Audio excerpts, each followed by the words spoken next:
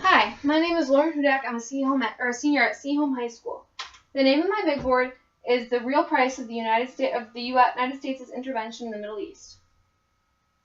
I'm going to hit you with some numbers, and they might be kind of long, but please bear with me as they do have much meaning to my presentation. 654,965 Iraqis have lost their life as a result of the Iraq War. 21,000 civilians are estimated to have died as a result of the war in Afghanistan.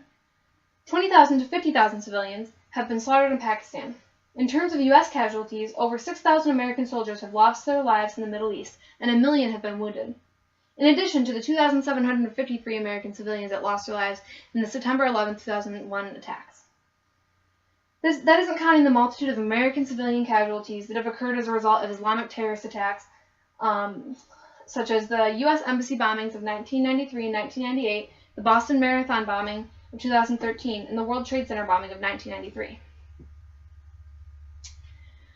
So first I'd like to talk about why the conflict between the U.S. and the Middle East is unique. And of course it's unique in many ways, but it's obvious that at the onset of a war, you have social distrust or tensions in both countries.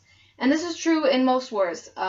Just for example, World War II between the Allies and the German forces and the likes, there are social tensions that occur after the war that occur as a result of the war. However, and this is true between the U.S. and the Middle East, however, these two regions are unique in that the social tensions that have occurred as a result of political action actually helps fuel future political action. And so this brings me to my thesis, which is that the widespread conflicts that exist between the U.S. and some parts of the Middle East have transitioned from being rooted in political necessity to being fueled by ideological differences and social distrust as a result of past political action. So when the U.S. began its wide-scale intervention in the Middle East, it was mostly to settle conflicts and disputes between foreign governments or for strategic political gain. So to kind of prove this more, I'm going to look at the history of U.S. intervention in the Middle East. And this is such a long, varied amount of history that I won't have time to go through. So, however, I'll just look at a few key events that have occurred between 1947 and 9/11 that have really defined U.S. political strategy in the Middle East. So first I'm going to talk about how the recognition of Israel as a state in 1947 by the UN. This was very, very important because it was the U.S.'s, like a very good example of the U.S.'s first major political action that occurred in the region. And I will talk more about the Israeli-Palestine conflict later in the presentation. However, it's important to recognize that when the U.S. allied itself with one of the most hotly opposed forces in the Arab world, we definitely did not make any friends in the Arab world.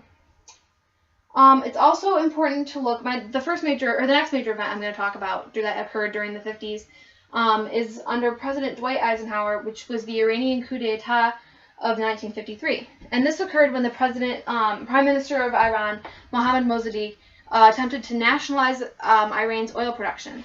And previously, the oil production had been controlled by the Anglo-Iranian Oil Company, which was completely British-owned. They took 90% of the profits from the Iranians' oil production, whereas Iran only got about 10%. And so the Prime Minister, Mohammad Mossadegh, sought to nationalize the production, whereas British forces called upon America to kind of settle the dispute and help them come up with a way to keep the rule of the oil production in Iran because they needed the exports. It was a very powerful economic export.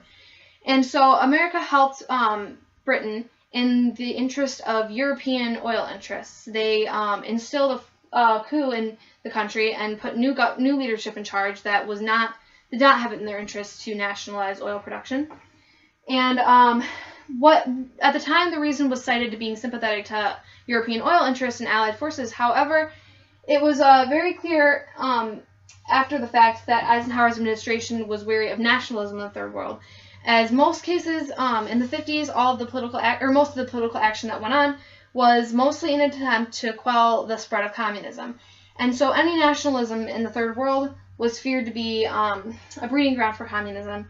And so President Dwight Eisenhower immediately stepped in, and this set a very important precedent for strategic political action in the Middle East, which was that the U.S. was willing to disrupt the political order of a foreign country in order to further its own agenda. An example of strategic political action at its finest. So this happened again with the Suez Crisis of 19 1956, and it was also under President Dwight Eisenhower. And it was a very similar situation where Egyptian President Nasser, he wanted to nationalize the Suez Canal Company, and it was once again a very important economic trade route that ran through Egypt, and it was duly owned by French and British, and small amount was owned by Israel. And so in this case, though, however, it's unique because the U.S. was actually not called in to assist. However, Eisenhower's administration anticipated the Soviet Union coming to Egypt's aid. And this rang a huge alarm bell, obviously, in the U.S. because at this point, the Middle East was growing rapidly, and America really recognized the amount of sway that it would hold if communism were to spread there. They feared any sort of spread of communism, so Eisenhower introduced the Eisenhower Doctrine, wherein the U.S. Department of State's Office of the Historian, under the Eisenhower Doctrine, a country could request American economic assistance and/or aid from U.S. military forces if it was being threatened by armed aggression from another state. So this doctrine sets yet another very important precedent that it was now America's job to police the Middle East. We were negotiating between foreign officials, between foreign governments, and settling political disputes. And that was one of the reasons why the U.S. had so much political sway in the region at this time, was because we were basically the policemen of the region. And this kind of brought us up to a very high political status that helped us in our quest to become a world superpower. However, it was at the extent of many of the smaller countries in the Arab world, which did not view us with much. They thought that we were overstepping our bounds, and as a result, after this political intervention, certain extremist elements began to organize in the Arab world against American interests, and there was deep distrust that developed between our two regions, illustrated by a poll that I have here that it polls U.S. favorability rankings in the eyes of many of the main leading countries of the Arab world, such as Turkey, Egypt, Jordan, Lebanon, Palestine, Tunisia, and Israel, interestingly enough. And so this is very significant because I'm using information from 2014, although this poll goes back to 1999. The information is not as relevant, and it mostly concurs with the information taken in 2014. And this proves that there are definitely tensions between the U.S., or that we are definitely viewed in an unfavorable light by most Arab citizens in most Arab countries. We got some of the lowest favorability ratings of any countries in Europe and Asia and South America. We take the cake for the lowest ones, except, of course, by Israel, in which we are one of their most powerful allies, and we got a favorability rating of 84%. And then as a result, or as a contrast, in Palestine, we have in 2003, at the height, the height of the Israel-Palestine movement or conflict, we actually had a favorability rating of 0, which is unseen anywhere else on the chart. But we were very much not favorably viewed in the Arab world. So obviously, between any two countries that do not view each other favorably, there are just thousands of reasons. There are surface tensions, there are viewing each other's culture, there's disagreements that have occurred, there's each person's individual experience with the country. However, and I did address these in my paper, and I did get some research and some information on that and social tensions that could be kind of pulled. However, it's evident when doing research on this conflict that two of the major real dissatisfactions that are in the Arab world against America today have to do with the Iraq War and with the Israeli-Palestine conflict. And so, some information on the Iraq War. I have a couple of statistics here, but the most important one, and the one that helps to, it really sticks in my mind the most, is that the majority of Iraqi respondents say that the impact of the war has been negative with respect to their personal safety and security, which 72% believe that it has been negative. And so this is just it's a shocking number, because that was definitely not the point of the war. The war was not to negatively impact the average Iraqi citizen's personal safety. And yet this seems to be what has happened. And then with the Israeli-Palestine conflict, it's very clear that this does not put us into into a good light in the Arab world, as this is one of the most consistently ongoing conflicts in the Arab world is the Israeli-Palestine conflict. I know I said I would explain it a little bit, so I'm going to give it a brief explanation, but I'm sure most of you guys have heard about it, know kind of what's happening. I know we studied it in Flex. So the Israeli-Palestine conflict is many members of the Arab world and the Arab League. They believe that Israel is illegally occupying the territory that is officially recognized on. And so they believe that it rightfully belongs to Palestine. And so Palestinians and Israel right now occupy a very small amount of territory, the Gaza Strip, and other small factions of the region. And so there's ongoing war between the Israelis and the Palestinians on who the territory belongs to. And so, you know, there have been multiple peace agreements that have been offered on both sides, but none of them have actually been agreed upon. And their ceasefires do not last long. So, but the Arab world, generally, the Arab League sides itself with Palestine on this issue, as Palestine is an Arab state, and Israel is mostly occupied by the Jewish. And so the U.S. is one of Israel's main allies. We fund their side of the war. In some people's opinion, we give them a lot of economic assistance, and we give them a lot of aid. And so it's been said, so members of the Arab world have made it very clear that any country that publicly supports and funds Israel in its fight to stay alive has declared itself anti-Islamic. And anti-Islamic is a very, very strong word to use when talking about one entire country's feelings for another region. Just complete anti-Islamic. And also, there's a phrase that has been going around, especially lately with the many conflicts that exist, is Islamophobia. And so these two words are very powerful. They kind of prove an important fact that, you know, social distrust is a two-way street. So as much as the people or the members of the Arab League do have distrust in us, they also feel it also does not help the relationship along that they feel that we are anti-Islamic, that they feel that we do not support their economic interests. So this has also been a huge fuel for the social distrust that has occurred. So this social distrust, it's something that has been kind of tension bubbling in the Middle East for, I would say, since the 50s, when U.S. intervention really began to take a wider scale. And as a result, there have been many terrorist uprisings against America in the region as a result of U.S. intervention. So some of these are in April of 1983 with the bombing of a U.S. embassy in Beirut, Lebanon. The World Trade Center bombing of February 26, 1993. The Kenya and Nairobi dual simultaneous U.S. embassy bombings that occurred in 1997. The 2000 attack on the USS Cole in Yemen. So these are just some attacks that occurred in the latter half of the 20th century prior to 9/11. And they represent the fueling dissatisfaction, or the brewing dissatisfaction with U.S. intervention, with U.S. Political interference. People there were not happy with the U.S. They did not approve of such a high level of interaction. So there are many Islamic fundamentalist groups that are to blame for these attacks. However, leading up to the turn of the century, many of the terrorist uprisings can be linked back to Osama bin Laden and his terrorist organization, Al-Qaeda. So with each of these attacks, Al-Qaeda became more influential in the Middle East, and they were able to gather enough resources to commit what was inarguably the most heinous terrorist act to occur on American soil, which is the bombing on September 11, 2001. And so 9/11 was a very important turning point for the U.S., so for U.S. Middle Eastern relations. So before the U.S. intervention was to settle political disputes. This is something we talked about latter half of the 15th century. It was formal disputes between governments. It was the U.S. policing the Middle East. However, after we entered into the War on Terror, it became a personal issue between the U.S. and the Middle East. It became an ideological war, among many other things.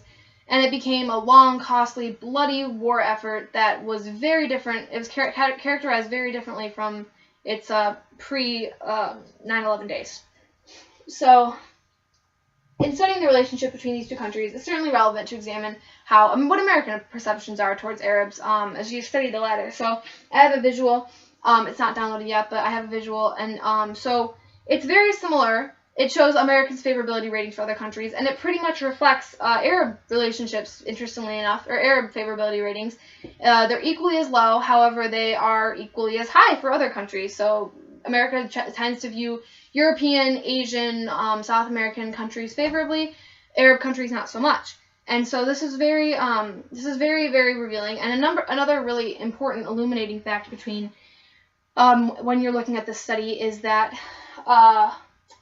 the bipartisan divide in opinion that you see in this. And that's so important because this poll is set up in a way where it shows how the favorability given by Romney voters and the favorability of a country given by Obama voters. So while there will be some variance, I think you can generally say that it'll be Republican versus Democrat, the vote. And so you can kind of see in all of the other countries, pretty much, the favorability rating is varied by at most 5%.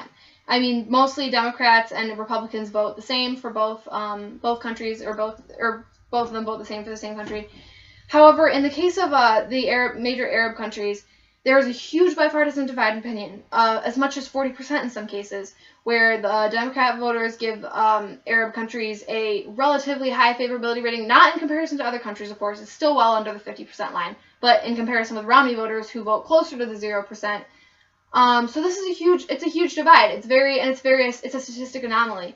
And so that kind of, it shows you, especially since this poll was from 2014, so it shows you that the bipartisan divide in opinion has a political root. People's views on their Arab counterparts are rooted in political views, and so this is super, super important because it just gives a political reason. It shows that past political action is where these social tensions kind of arise from.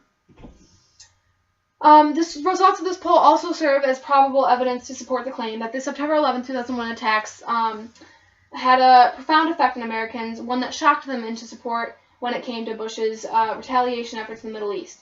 So the years following September 11, 2001 marked an obvious change in U.S. foreign policy. The wars in Iraq and Afghanistan, both launched by Bush, turned out to be extremely long, costly, and bloody, as they were not ever before in history. The U.S. was now forced to defend itself in ways it never had before, and the relationship between the U.S. and the Middle East had reached a new low, and a social distrust was at an all-time high. So I want to go back to the beginning so that we can kind of see your thesis, because when we're talking about such long happenings as this, it's so easy to forget what we're trying to prove here. But the widespread conflicts that exist between the U.S. and some parts of the Middle East have transitioned from being rooted in political necessity to being fueled by ideological differences and social distrust as a result of past political action. And this is something I think we've accurately proved, even though, I mean, if it's kind of hard to prove this in 20 minutes, because it's such a hotly debated issue. However, I would like to kind of explain how we proved it. So firstly, it can be seen that when the United States began its widespread influence in the Middle East, it was mostly to settle conflicts and disputes between formal Middle Eastern governments, as well as for political necessity. We saw this in the UN resolution, we saw this in the Suez Canal crisis of 1956, we saw this in the Iranian coup d'etat in 1953. So this was rampant.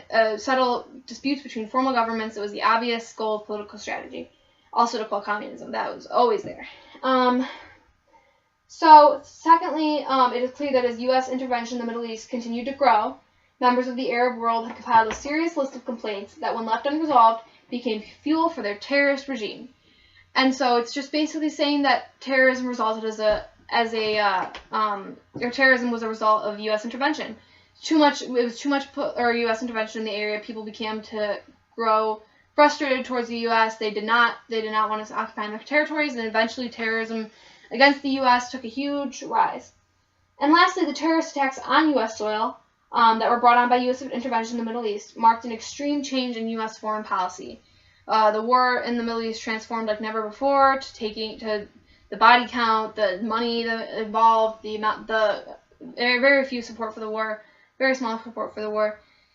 It was all very different from what happened before, and this was as a result of terrorism, which can pretty much be derived from U.S. intervention. So it's very important to understand that in this presentation, in this sort of topic, I really just wanted to learn more about this. I'm not trying in any way to blame any one party for the war that's going on or for the lives that have been lost. Instead, I'm just looking at the cause and effect of the situation. How did it begin? What caused it? And it's such a complex issue and so many things that went into it. I don't think I've done it justice because just once again, we're in 20 minutes. And my paper is a little bit more comprehensive. It gives a little bit more of a comprehensive list, but at the same time, it's such a small amount of information on such a huge subject. So my advice and my request is that you learn a little bit more about this war, a little bit more about this conflict, because U.S. is involved in it big time, and you determine for yourself the root causes of the war and what you think can be done to prevent the U.S. from entering into such a conflict in the future. Thank you.